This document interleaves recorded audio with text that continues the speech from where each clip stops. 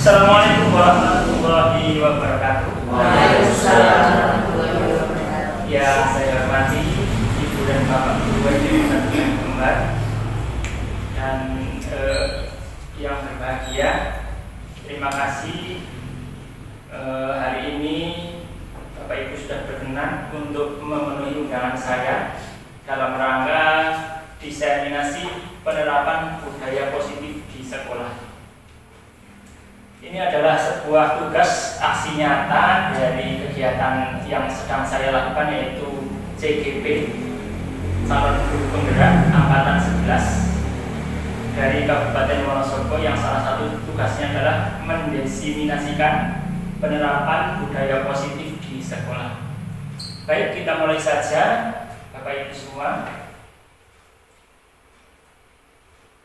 Konsep ini dari budaya positif itu ada 8. Kemudian yang pertama yaitu paradigma perubahan paradigma belajar. Kemudian nanti ada disiplin positif menuju ke nilai-nilai kebaikan. Kemudian menuju ke kebutuhan dasar manusia. Kemudian yang kelima, motivasi perilaku manusia. Posisi kontrol guru. Ketujuh, keyakinan kelas atau sekolah. Dan yang terakhir nanti muaranya adalah segitiga restitusi. Itu adalah materi atau bahan yang akan saya sampaikan kepada Bapak Ibu semua. Dari yang pertama yaitu pembelajaran dengan paradigma baru. Jadi sudah berbeda dengan kurikulum 13 ini, kurikulum 13 kurikulum Merdeka ini. Pembelajaran dengan paradigma baru merupakan pembelajaran yang dirancang berdasarkan prinsip pembelajaran berdiferensiasi, sehingga para peserta didik belajar sesuai dengan kebutuhan berdasarkan tahap perkembangannya sesuai teori psikologis modern untuk mewujudkan profil pelajar Pancasila. Jadi nanti muara dari semua yang dilakukan di sekolah adalah menuju ke profil pelajar Pancasila, atau visi anak masa depannya adalah profil pelajar Pancasila yang terdiri dari 6 elemen. Yang pertama adalah beriman dan bertakwa kepada Tuhan Yang Maha Esa dan berakhlak mulia. Yang kedua, kebinekaan global. Yang ketiga, bergotong royong. Yang keempat, kreatif, bernalar kritis. Yang terakhir adalah mandiri. Inilah cita-cita yang akan dicapai pada kurikulum atau paradigma baru ini. Baik, sebelum masuk ke materi, mari kita bermain dulu. Cobalah buka permainannya. Nanti silahkan untuk berpasangan. Kemudian bayangkan bahwa di genggaman ini ada sebuah atau sesuatu yang sangat berharga untuk Anda. Kemudian teman yang satunya akan berusaha membuka, boleh dengan bujukan, boleh dengan rayuan, boleh dengan kata-kata kasar, dan seterusnya. Monggo dicoba. Berpasangan, yuk. Yang genggam satu, yang tadi satu. Satu tadi. Genggam sama. Satu saja, satu. Siapa sih merayu? Nanti bergantian.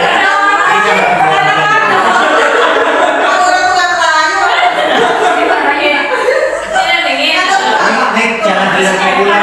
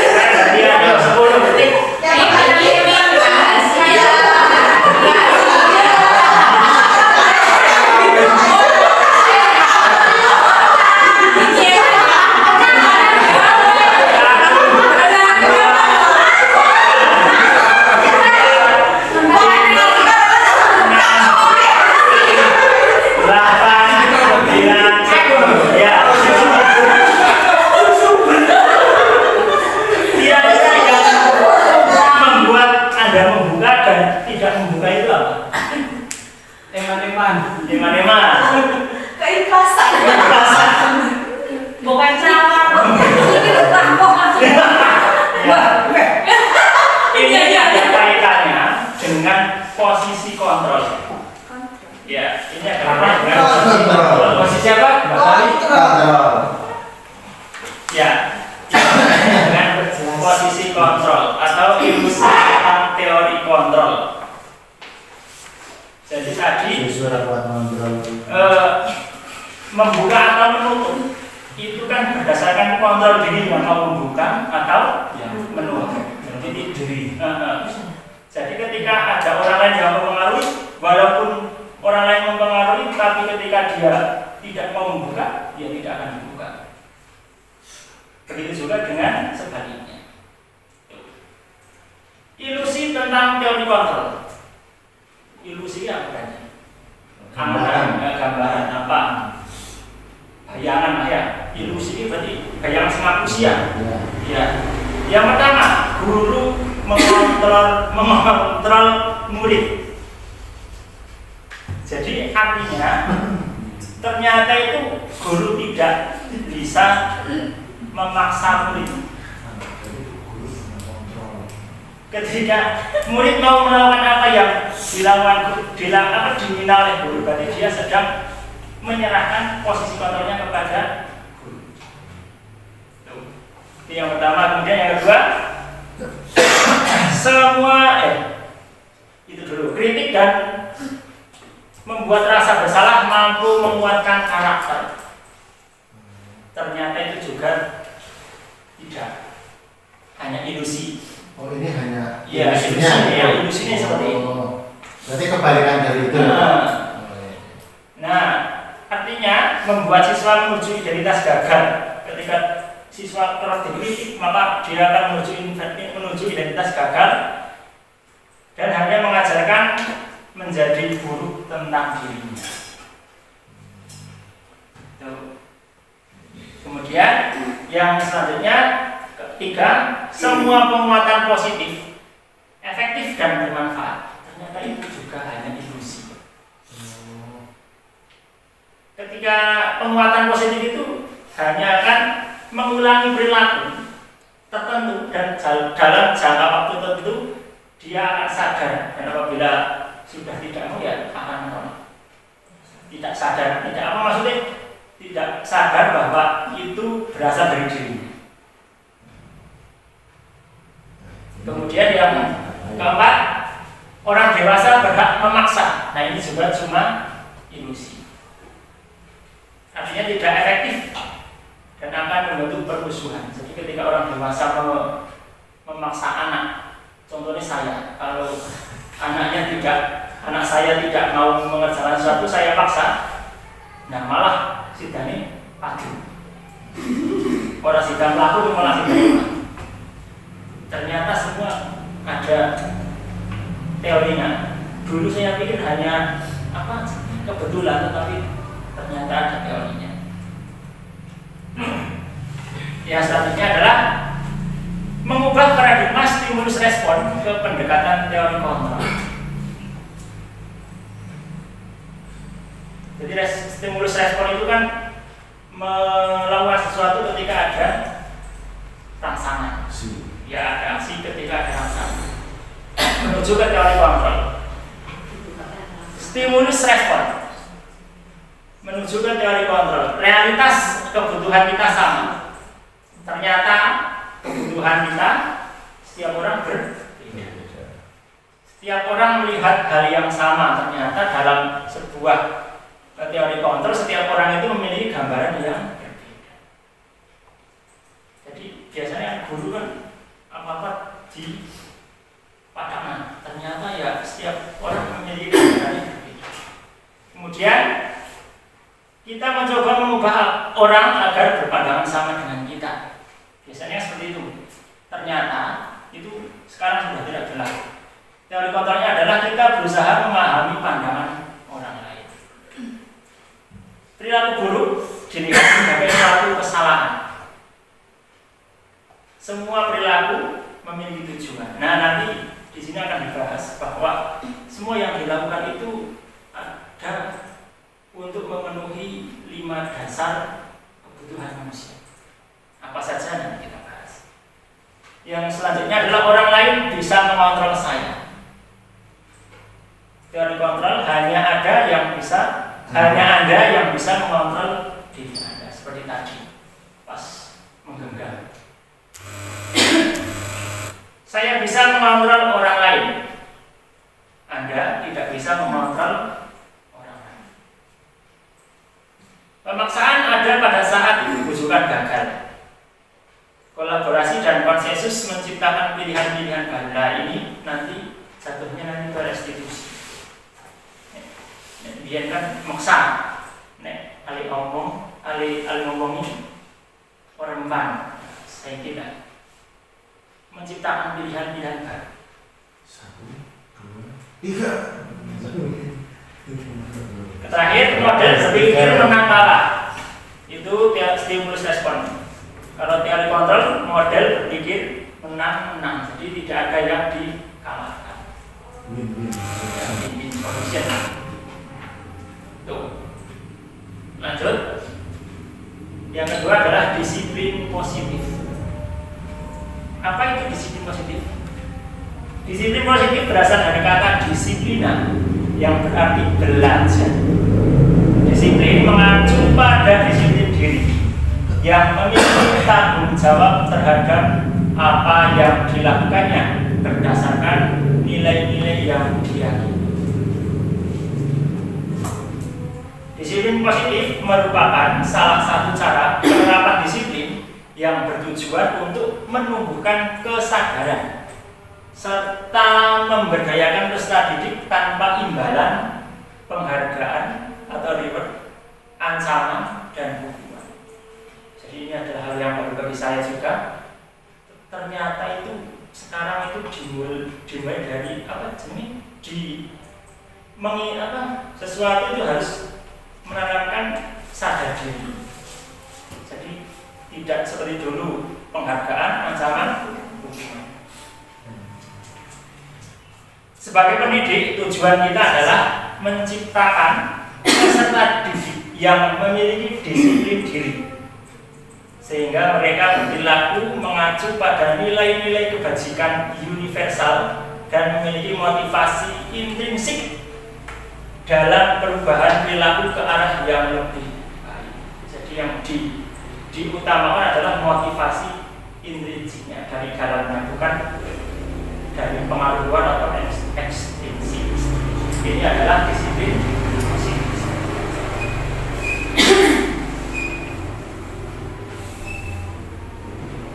Nah, tadi disinggung ada nilai-nilai kebajikan. Nilai-nilai kebajikan universal. Nah, apa itu nilai-nilai kebajikan universal? Atau nilai-nilai kebajikan? Nilai-nilai kebajikan adalah sifat-sifat positif manusia yang merupakan tujuan mulia yang ingin dicapai setiap individu. Jadi kalau tadi ada profil pelajar Pancasila, itu merupakan nilai-nilai kebajikan. Kemudian nilai yang disepakati bersama lepas dari suku, bangsa, agama, bahasa maupun latar belakang. Kemudian setiap perilaku atau perbuatan memiliki suatu tujuan. Itu William Glasser pada teori kontrol. Dengan mengaitkan nilai-nilai kebajikan yang diyakini seseorang, maka motivasi intrinsiknya akan terbangun, sehingga menggerakkan motivasi dari dalam untuk dapat mencapai tujuan yang mulia tersebut. Ini dari Diana Gosen. Itu adalah nilai-nilai kebajikan yang diyakini. Apa saja nilai-nilai kebajikan? Yang pertama yaitu nilai kebajikan yang berasal dari profil pelajar Pancasila. Nilai-nilai kebajikan yang ingin dicapai oleh setiap anak Indonesia ini dikenal dengan profil pelajar Pancasila. Nilai-nilainya adalah yang pertama beriman dan bertakwa pada Tuhan Yang Maha Esa, dan berakhlak mulia, berkebinekaan global, gotong royong, mandiri, kreatif, dan bernalar kritis. Kemudian untuk ibu primary program, nilai kebajikannya adalah toleransi, rasa hormat, integritas mandiri, menghargai, antusias, empati, keingintahuan, kreativitas, kerjasama, percaya diri, dan komitmen. Kemudian yang ketiga, keterampilan hidup atau life skill, dapat dipercaya, lurus hati, pendengar yang aktif, tidak merendahkan orang lain, dan memberikan yang terbaik dari diri. Nah, jadi nilai-nilai inilah yang akan kita nanti wujudkan ketika membuat keyakinan. Seperti itu.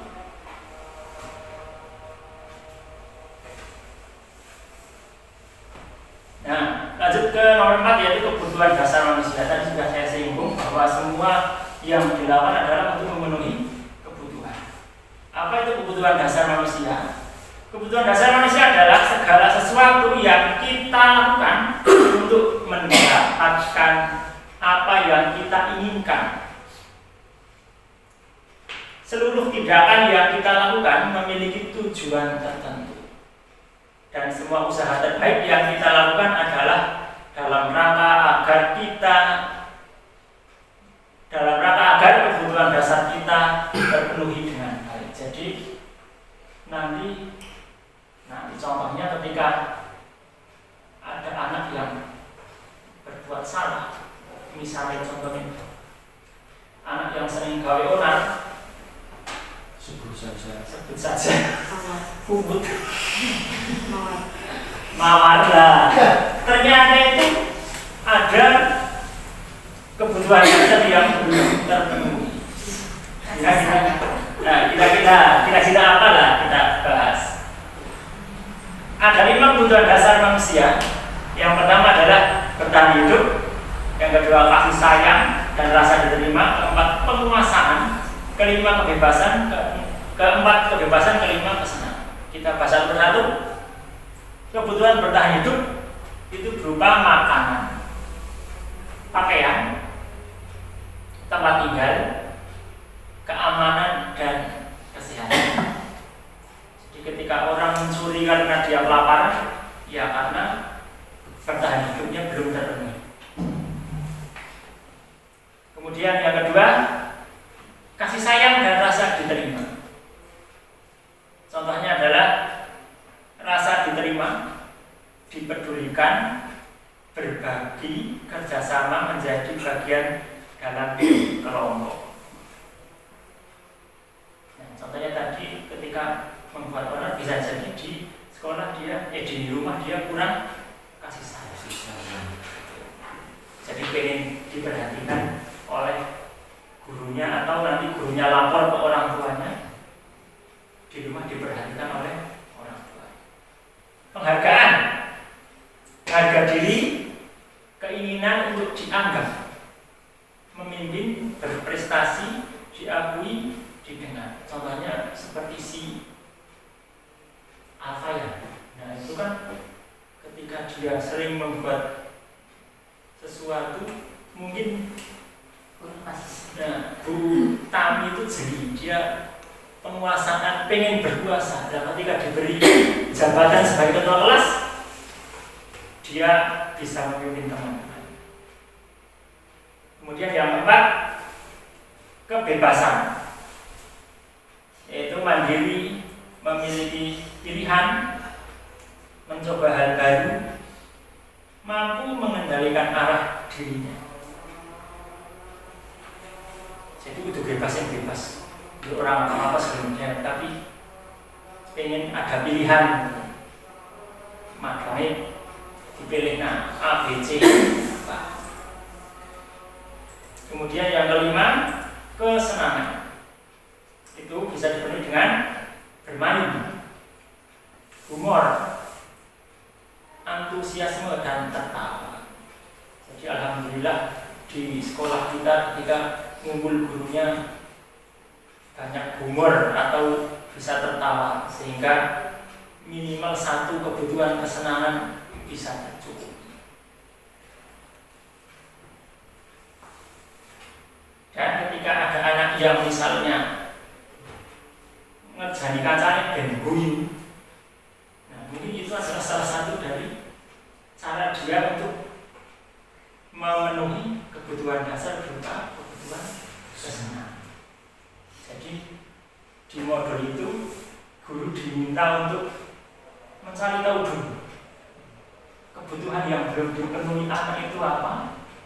Nah kemudian nanti dibicarakan dan dicari solusi. Kesenangan tapi tidak saru ya. Ya, betul. Kesenangan tapi tidak saru.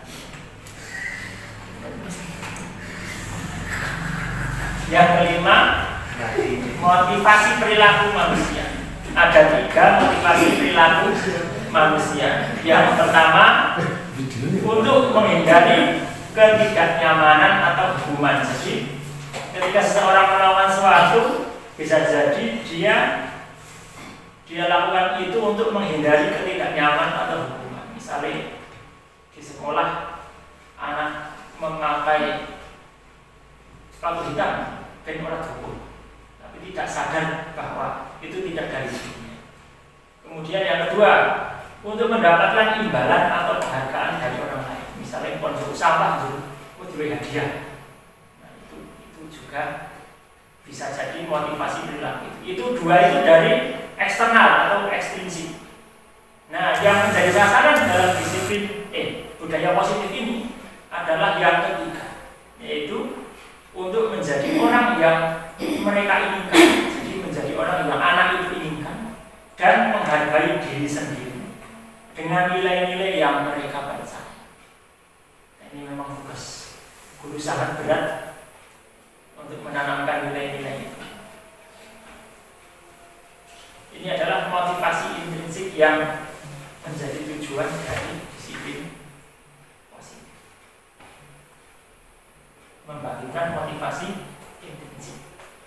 Nah, kemudian dihukum oleh penghargaan. Kemarin sudah kita ngobrol, pada saat kita ngobrol sudah saya sampaikan sedikit bahwa penghargaan berlaku sama dengan hukuman. Sama ini tanda petik ya, tidak jauh sama klub, tapi maksudnya konotasinya sama dengan hukuman. Dalam arti meminta atau membujuk seseorang melakukan sesuatu untuk memenuhi suatu tujuan tertentu dari orang yang meminta atau membujuk. Kan biasanya membujuk bisa jadi dengan tak beri hadiah, bisa jadi dengan orang lakukan tak dukung. Itu kan hampir konotasinya sama. Jadi dengan mempengaruhi seseorang dengan tujuan tertentu untuk membujuk atau meminta. Dorongan eksternal dan akan ada faktor ketergantungan. Beberapa dampak dari pemberian penghargaan ada banyak sekali. Kemarin sudah saya utarakan sedikit. Yang pertama, pengaruhnya adalah jangka pendek. Ketika anak diminta untuk melakukan sesuatu diberi penghargaan, ya ketika sudah tidak diberi penghargaan maka mendel. Mau memenuhi permintaan kita dalam waktu yang pendek untuk penghargaan. Kemudian penghargaan sama dengan menghukum. Contohnya ketika anak di-ranking, kemudian diberi 1 siapa, 2 siapa, ya menurut ceritanya nomor 2-nya itu akan sangat seperti orang yang dihukum karena tidak nomor 1. Makanya mungkin sistem ranking sudah tidak ada. Penghargaan mengurangi ketepatan. Nah, ini ada sebuah penelitian bahwa ada beberapa anak laki-laki yang diberi umur 9 tahun yang diberi tugas untuk meneliti sebuah gambar tetapi mirip, yang sebagian diberi uang atau imbalan. Ternyata dari yang diberi imbalan itu semuanya salah. Akhirnya adalah mengurangi tidak efektif. Kemudian yang selanjutnya adalah penghargaan merusak hubungan. Ketika ada anak yang disanjung di depan, ini akan membuat anak-anak yang lain menjadi iri, sehingga hubungan antara anak dengan anak yang lain akan rusak. Kemudian penghargaan menurunkan kualitas. Ini juga sama. Ketika anak yang diberi penghargaan, kualitasnya malah menurun. Penghargaan mematikan kreativitas. Ini juga sama, ada percobaannya. Jadi ketika anak seni diberi uang, ini malah mumet. Akhirnya kualitas kreativitasnya mati. Yang terakhir, penghargaan mengurangi motivasi intrinsik. Motivasi di dalam dirinya itu, sehingga hanya mengharapkan penghargaan saja. Kita lanjutkan. Perbedaan antara hukuman, konsekuensi, dan restitusi.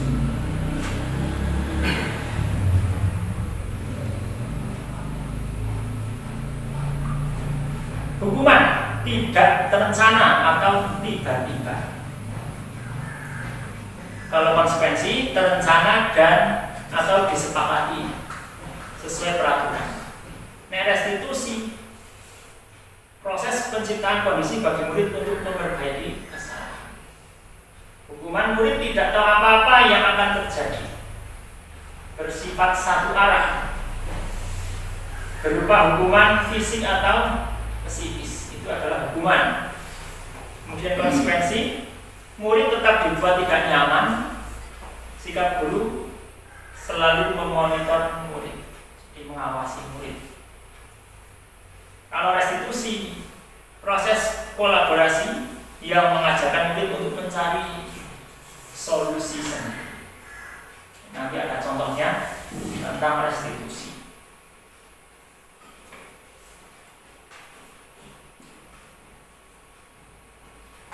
Nah, di dalam teori ini ada 5 posisi kontrol guru.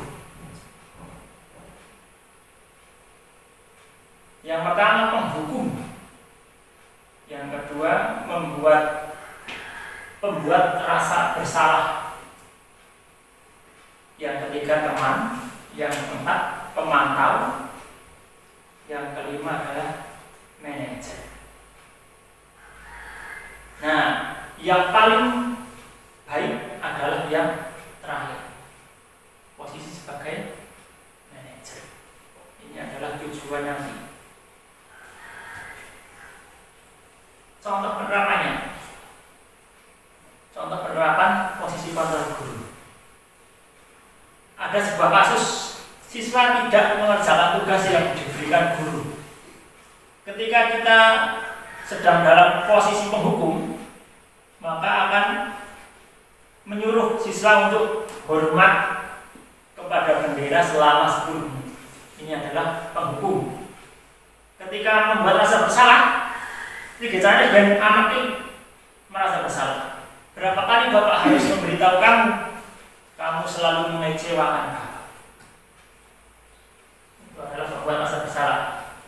Kemudian ketika menjadi teman, ayo dong ikuti aturan sekolah, tolong bantu Bapak antar Ibu ya. Sekali ini saja, yang sudah tidak apa-apa. Lain kali jangan sampai berbuat seperti ini lagi ya. Itu adalah posisi kontrol sebagai teman. Jadi kita memposisikan anak didik kita sebagai teman. Kemudian yang keempat adalah pemantau. Kamu sudah melanggar peraturan, kamu tahu konsekuensinya. Setelah upacara selesai, kamu pulang ambil atribut yang tidak kamu pakai dan jangan diulangi lagi. Itu ketika posisi pemantau. Kemudian yang posisi terakhir sebagai manajer. Apa kamu tahu kesalahanmu? Kira-kira bagaimana kamu memperbaiki kesalahan? ada nanti di sini restitusi. Bagaimana kamu memperbaiki kesalahan? Jadi diberikan kemerdekaan untuk membuat solusi sendiri.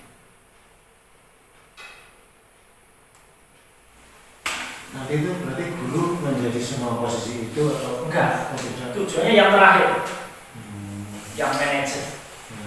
Ya. Kemudian 5 posisi kontrol restitusi.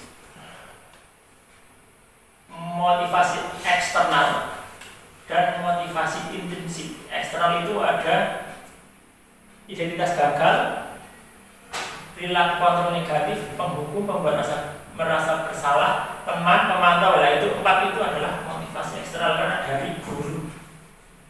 Kemudian yang intrinsik itu adalah manajer, karena diberikan pilihan, diberikan kebebasan untuk memperbaiki bagaimana caranya. Mencari solusi. Ya, mencari solusi sendiri. Apa yang guru perbuat ketika penghukum? Menghadik, menunjuk-nunjuk, menyakiti dan menyindir, membuat rasa bersalah, berceramah, menunjukkan kekecewaan yang mendalam. Kemudian teman membuat alasan-alasan untuk muridnya, jadi malah mengharapkan alasan untuk muridnya. Memantau, menghitung dan mengukur. Manajer mengajukan pertanyaan. Ini yang terakhir, yang sing dituju yang terakhir. Guru berkata, kalau kamu tidak melakukannya, saya akan menghukum kamu dengan titik-titik. Pembuat rasa bersalah yang dikatakan guru adalah kamu sudah mengecewakan ibu bapak. Kemudian sebagai teman, maka guru akan berkata, lakukan demi bapak ibu yang sudah nanti bapak ibu bantu bereskan. Ini teman. Pemantau, apa peraturannya, apa konsekuensinya, apa yang telah kamu lakukan, apa yang terjadi sekarang. Nah, ketika manajer, maka guru akan berkata apa yang kita yakini, apa yang kamu yakini tentang hal tersebut.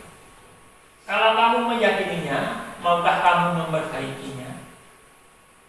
Kalau kamu memperbaikinya, jadi kira-kira hal tersebut akan menggambarkan apa tentang diri. Hasilnya, nek penghukum itu nanti akan memberontak, pendendam, kemudian menyalahkan orang lain. Kalau membuat rasa bersalah, menyembunyikan, menyangkal, dan berbohong. Teman, hasilnya adalah ketergantungan kepada guru, karena sudah biasa dibereskan oleh guru. Pemantau, hasilnya adalah menyesuaikan, bisa diawasi.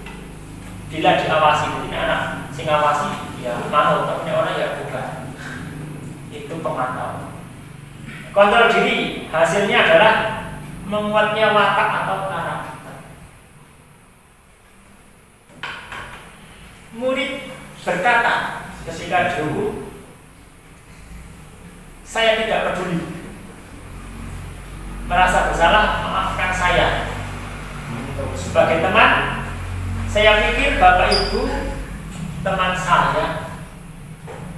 Sebagai pemantau, saya akan dapat berapa bintang kalau saya melakukan hal tersebut.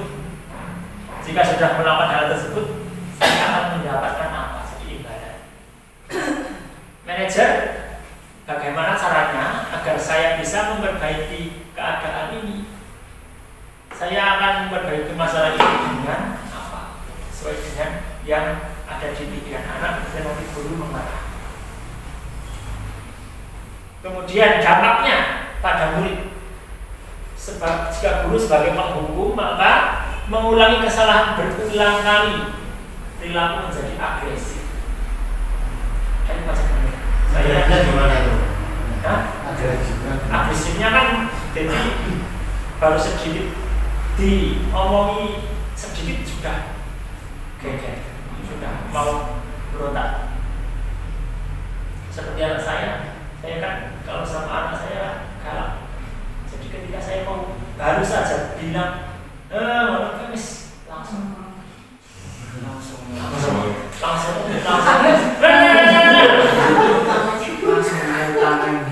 kemudian ketika guru membuat rasa bersalah, maka rendah diri, merasa gagal dan tidak berharga. Kemudian kalau guru sebagai teman, maka dampak pada murid adalah tergantung, tidak mandiri, tidak bisa memutuskan. Kemudian ketika guru menjadi pemantau, dampaknya adalah menitik beratkan pada dampak pada diri sendiri. Mendapatkan dia akan mendapatkan hukuman, jadi hanya untuk dirinya sendiri. Sebetulnya aman. Yang aman. Kemudian untuk manajer, dampaknya adalah mengevaluasi diri, bagaimana menjadi diri yang lebih baik. Nah, ini yang diharapkan. Memang sulit, teorinya sangat sulit, tetapi insya Allah pelan-pelan. Ya, minimal guru tahu, pendidik Ya. tahu. Nah, mari kita cek dulu atau kita cari tahu posisi kontrol apakah aku ketika kamu tidak pernah benar melakukannya, kira-kira posisi kontrol itu teman, merasa bersalah, pemantau, Merasa bersalah.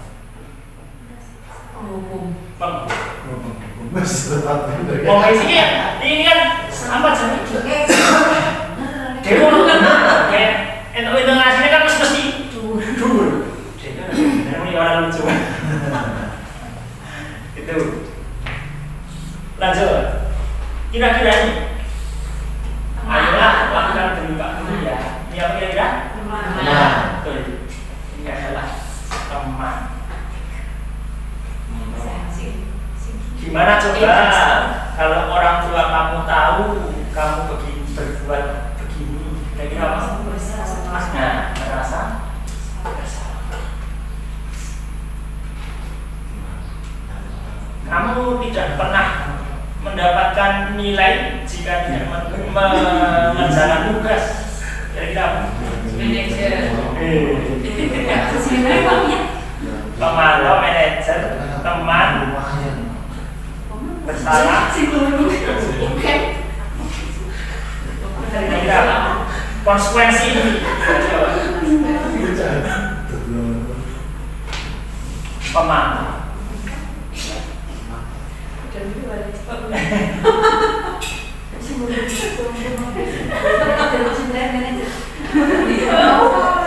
Dan yang selanjutnya yaitu ketujuh, hampir selesai. Ketujuh, keyakinan kelas. Mengapa keyakinan kelas? Mengapa bukan peraturan kelas? Kira-kira ada yang Kita betul bersama satu.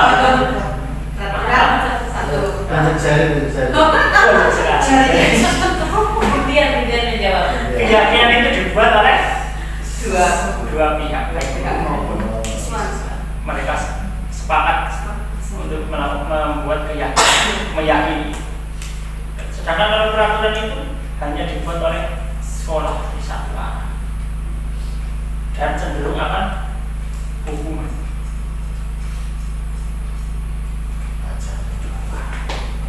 Apa itu keyakinan kelas dan bagaimana bentuknya dan apa kata-katanya? Yang pertama adalah bersifat abstrak, jadi luas kata-katanya, abstrak konkret, tidak konkret. Kemudian berupa pernyataan universal, luas, dibuat dalam pernyataan positif. Jadi kalau keyakinan tidak boleh menggunakan kata tidak dan jangan. Kemudian sedikit saja agar mudah diingat. sesuai dengan kondisi kelas atau sekolah sehingga mudah diterapkan. Semua warga kelas atau sekolah dilibatkan saat membuat keyakinan kelas atau sekolah.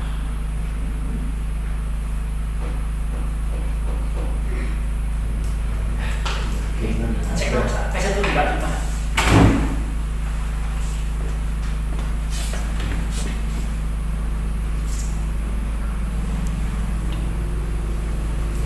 Nah, penyusunan keyakinan kelas dimulai dari anak membuat peraturan atau usulan peraturan yang mereka inginkan yang ada di kelas. Di anak diminta menyuarakan atau dengan surat pendapat menyampaikan apa yang mereka inginkan di kelas.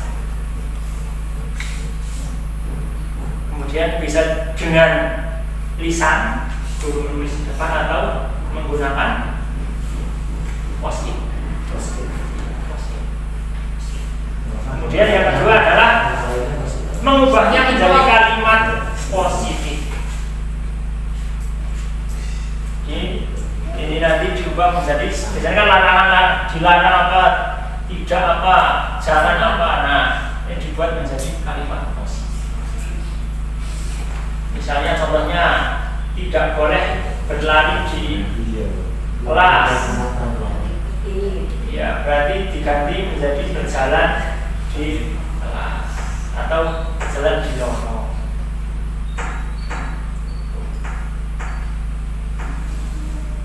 Kemudian setelah itu diubah lagi menuju ke keyakinan kelas yang disesuaikan dengan nilai-nilai universalnya itu tadi. Ada kaitannya yang tadi di atas tadi nilai-nilai. Nah itu nanti ini dikaitkan dengan keyakinan yang akan dibuat. Satu contoh saja, mendengarkan penjelasan guru, tertib di kelas, menjaga kebersihan, menjaga barang atau milik orang lain, menghormati teman dan guru, makan saat istirahat, dan seterusnya. Jadi keyakinannya adalah menjaga ketertiban kelas. Jadi nanti ini bisa digabung, ketika ada yang mirip-mirip bisa digabung. Kemudian menjaga kebersihan. Berarti di sini ada tidak membuang sampah di laci, ada yang apa tadi? Tidak membuang sampah sembarangan. Nah ini kita satukan menjadi menjaga kebersihan. Dan keyakinannya juga menjaga kebersihan. Itu salah satu contohnya. Ini adalah salah satu contoh keyakinan kelas yang kemarin saya buat di kelas kemarin. Kemudian setelah ini nanti dibuat poster. Buat poster dipajang, kemudian dilaksanakan. Sebetulnya ada langkah lagi dua, tapi ngeband ini untuk pengertian. Nah ini kaitannya yang tadi keyakinan kelas itu berarti nanti tidak ada hubungan apapun. Tidak ada. Sekarang sudah tidak ada hubungan. Kecuali sing kriminal ada tapi tidak. Kalau masih kenakalan yang masih bisa ditolerir atau yang biasa ya tidak. Nah, misal tidak mengerjakan PR itu kan berarti ujung-ujungnya kita ke manajer itu kan? Manajer. Nanti ke restitusi. Nah, nanti ada contohnya. Nah, ini kan keyakinan kelas. Yang pertama, menggali peraturan yang disepakati di kelas. Terus tadi ya, mengubah kalimat negatif atau larangan menjadi kalimat positif. Menyarikan atau membuat kesimpulan peraturan-peraturan yang sudah dibuat menjadi nilai kebajikan atau keyakinan. Atau mengelompokkan kalimat yang telah dibuat ke dalam keyakinan. Supaya setelah ini ada jenenge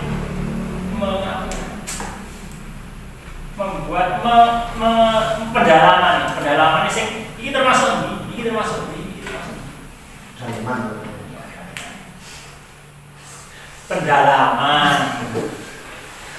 pendalaman. Misalnya tadi nanti ada Y, ada T. Nah, nanti silakan, semoga ini ada kesempatan lagi. Nanti. Nah, terakhir kromosom yang terakhir adalah segitiga restitusi. Ini tidak bisa dilakukan ketika tidak ada keyakinan kelas. Jadi restitusi itu bisa dilakukan ketika sudah ada keyakinan kelas. Apa itu restitusi? Suatu proses dialog yang dijalankan oleh guru agar dapat menghasilkan murid yang mandiri dan bertanggung jawab. Jadi di dalam restitusi itu kita berdialog dengan anak, ngobrol dengan anak. Apa saja yang kita tanyakan setelah ini? Ada 3 tahapan. Yang pertama adalah menstabilkan identitas. Yang kedua, validasi tindakan yang salah. Yang ketiga, menanyakan keyakinan. Itu adalah 3 langkah restitusi. Kemudian nanti siswa diminta untuk membuat atau mengutarakan solusi apa yang akan ia perbuat untuk memperbaiki kesalahan. Ciri-ciri restitusi. Yang pertama, restitusi bukan untuk menebus kesalahan, namun untuk belajar dari kesalahan. Yang kedua, restitusi memperbaiki hubungan. Restitusi adalah tawaran, bukan paksaan. Di guru menawarkan, apakah mau memperbaiki kesalahan? Dengan apa tawaran? Yang keempat, menuntut untuk melihat ke dalam diri, bukan orang lain. Jadi tidak menyalahkan orang lain, tapi melihat ke dalam diri. Yang kelima, restitusi mencari kebutuhan dasar yang mendasari tindakan. Nah, yang di awal tadi bahwa semua yang dilakukan anak untuk memenuhi kebutuhan dasarnya. Keenam, restitusi diri adalah cara yang paling baik. Restitusi fokus pada karakter, bukan tindakannya. Itu restitusi, ciri-cirinya. Mari kita bahas langkah yang pertama, menstabilkan identitas. Menstabilkan identitas adalah berdasarkan prinsip membuat kesalahan adalah bagian dari pembelajaran. Apa saja yang bisa kita ucapkan atau katakan, berbuat salah itu wajar. Tidak ada manusia yang sempurna. Ibu atau bapak juga pernah melakukan itu. Ibu, bapak tidak mau mencari siapa yang salah, tapi bapak ibu ingin mencari solusi atas masalah yang kita hadapi. Kamu berhak merasa seperti itu. Itu kata-kata yang bisa digunakan untuk menstabilkan identitas. Ini adalah awalnya. Kemudian langkah kedua, memvalidasi tindakan yang salah. Apa itu? Berdasarkan prinsip setiap perilaku berupaya memenuhi kebutuhan tertentu. Apa yang bisa dikatakan? Kamu pasti punya alasan mengapa melakukan hal itu. Ketika menghukum kan kurang peduli dan mengapa alasannya ini salah. Tapi kalau restitusi didengarkan alasan apa.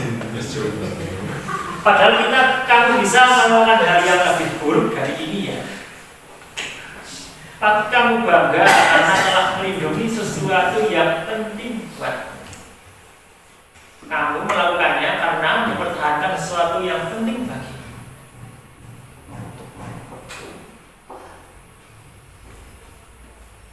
menanyakan keyakinan. Ini adalah langkah terakhir. Berdasarkan prinsip teori kontrol bahwa pada dasarnya kita termotivasi secara intensif.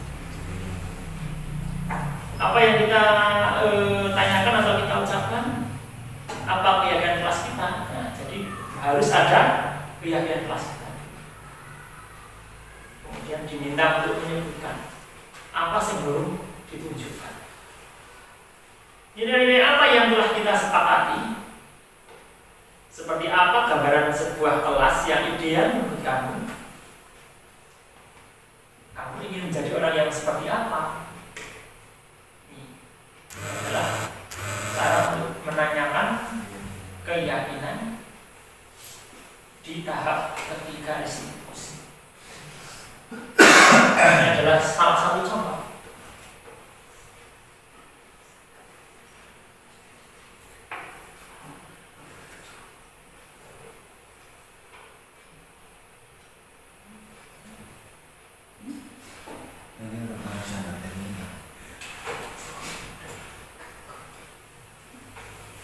Contoh dari penerapan segitiga restribusi yang kemarin saya praktekkan di kelas 5.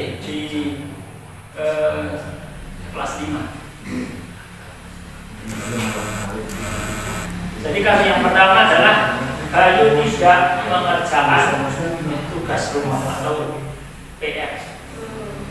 Kemudian yang kedua adalah si Salsa membuang sampah sembarangan. Nah, apa yang bisa kita lakukan? Ya, sini Bayu, masuk sini.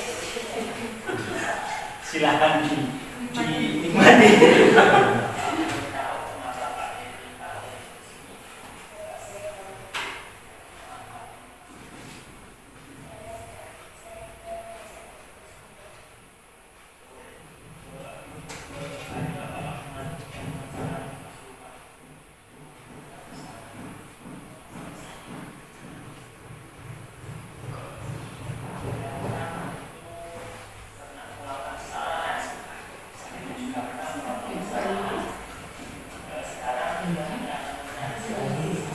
Suaranya digawai.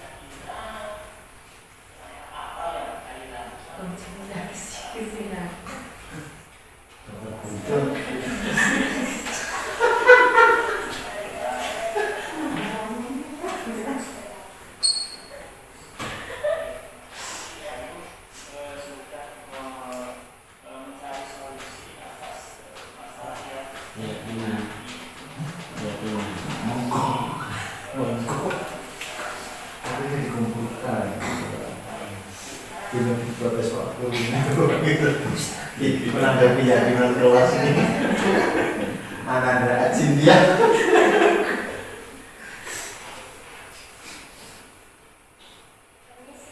Nih,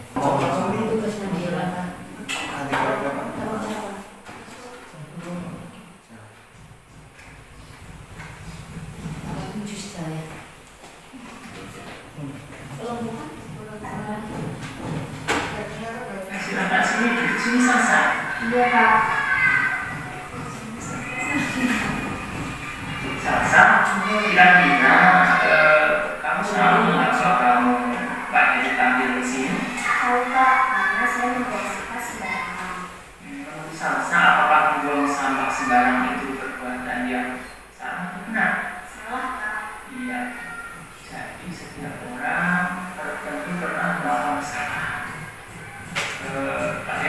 juga sama, saya juga pernah melakukan kesalahan, tetapi kali ini kita Malah lebih parah menurut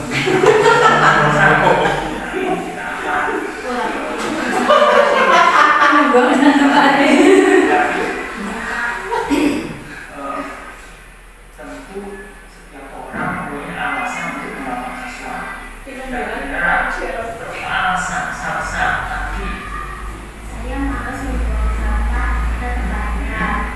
Tempat sampah seperti ini.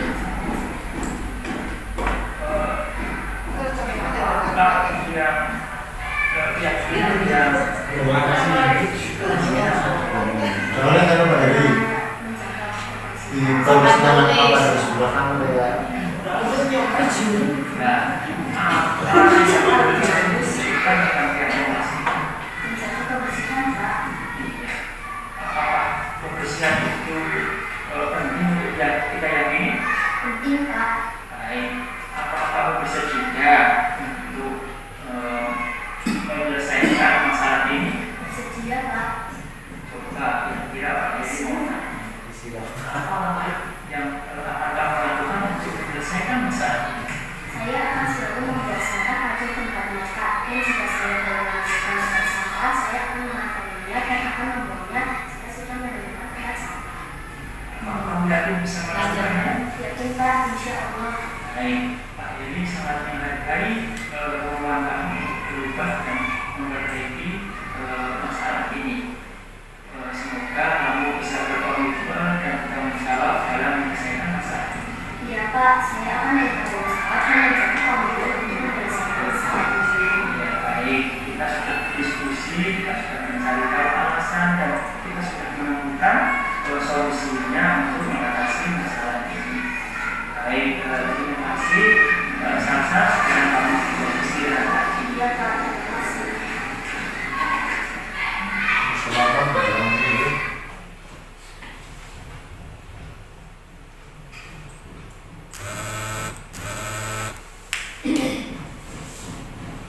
Nah, itu adalah salah satu contoh dari penerapan restitusi ketika ada anak yang melakukan kesalahan. Jadi di situ kita menanyakan dulu, menstabilkan identitas.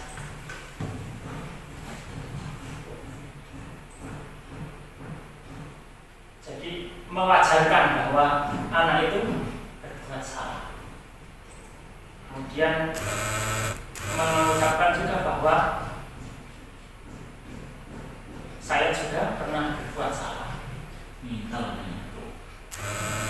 Kemudian juga mengucapkan kita tidak akan mencari siapa yang salah, tetapi kita akan mencari solusinya. Jadi anak wis sudah adem ini, ketika salah tidak tanggung. Kemudian tadi juga setelah itu kita menggali alasannya, ngobrol alasannya apa.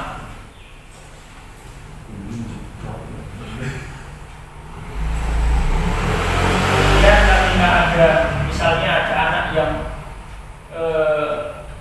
membanting punya teman, kemarin ada yang membanting punya teman karena tasnya dibanting terlebih dahulu. Itu juga bisa kita pandu dengan padahal kamu bisa melakukan hal yang lebih buruk dari ini ya.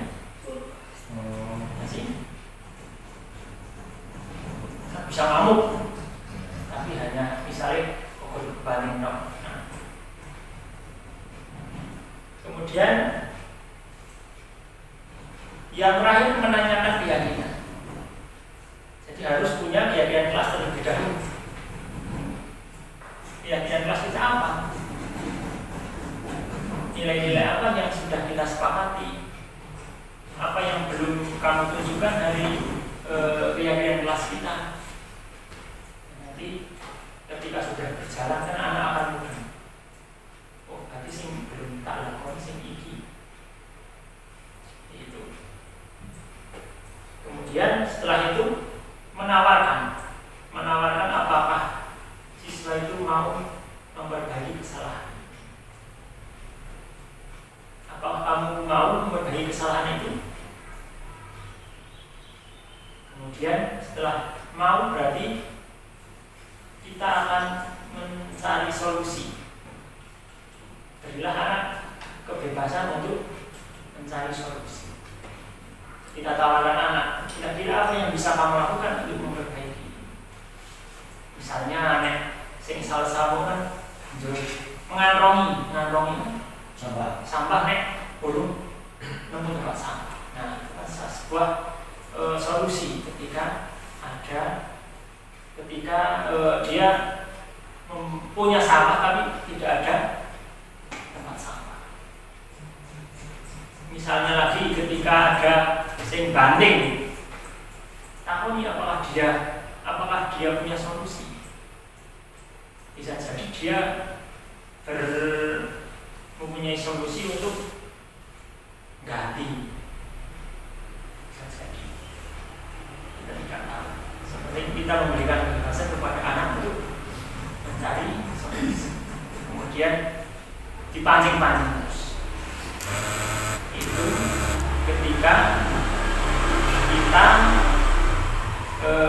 melakukan restitusi.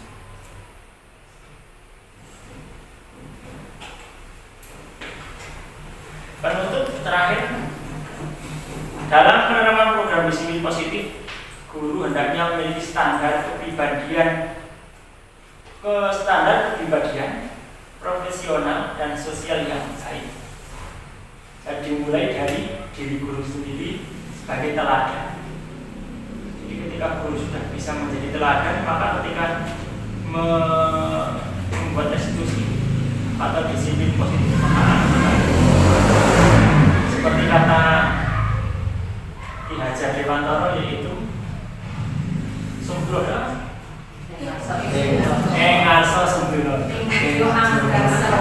nang arep nang contoh sing apik, nang tengah meneh semangat, kudu lihandaya dari belakang motivasi.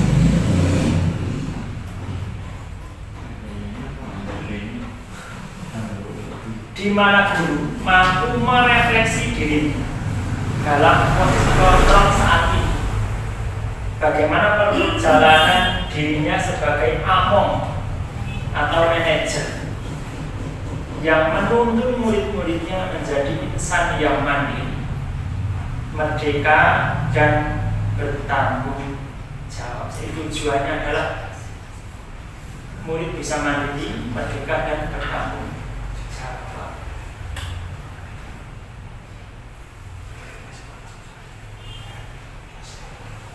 Kemudian kita bisa berpindah dari posisi manajer ke pemantau. Jadi tidak harus selalu posisi manajer, tapi kadang-kadang juga berpindah dari posisi manajer ke pemantau. Itu dari saya. Terima kasih. Dengan berakhirnya kegiatan ini, maka tugas saya di satu dari membar sudah selesai. Dengan kemarin sudah dapat surat tugas yang baru di SD 2 kali Desel.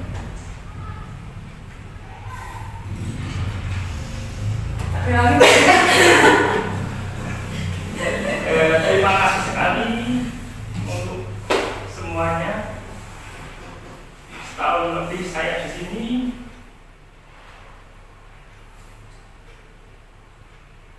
Saya merasa sangat nyaman, sehingga memang sangat berat meninggalkan SD ini.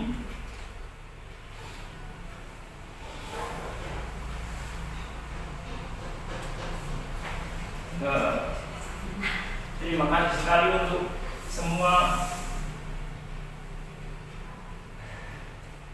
bantuannya, semua kerjasamanya, semua bimbingan teman-teman.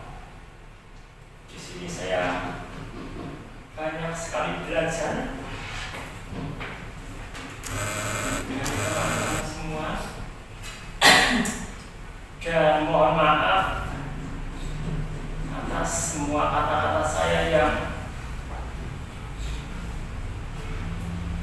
tidak mungkin lagi, tapi sudah banyak kata-kata saya yang menyakiti teman-teman semua.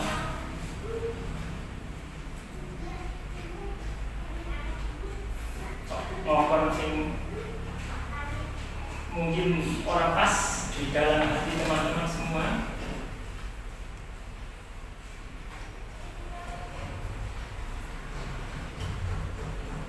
Maaf juga ketika ada program atau kegiatan yang mungkin tidak cocok di hati teman-teman semua.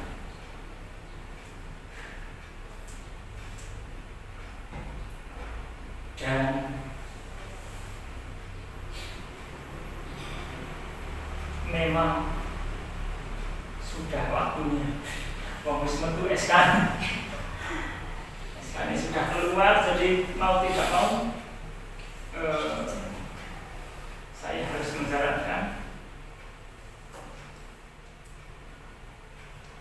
Seperti Mbak tadi kemarin, tetap berat tinggal di sini karena di sini memang nyaman, kekeluargaannya, perhatiannya tulus-tulus semua, orang pernah lahir. Sekali lagi terima kasih untuk semuanya pengalamannya di sini, dan mohon maaf atas semua kesalahan-kesalahan yang pernah saya lakukan. Itu saja dari saya.